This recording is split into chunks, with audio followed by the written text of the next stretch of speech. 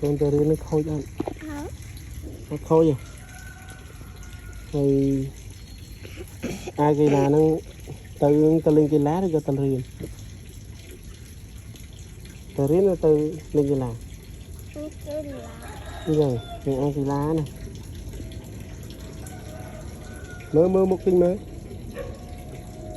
hay lên những bánh như hẳn hay ăn cái bán lôi màn tơ riêng ăn lôi màn tơ riêng lôi rồi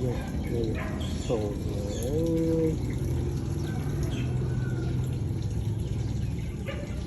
ơi hay mau màn tơ riêng là hô máu này sắp tơ riêng hả một trăng tơ riêng nè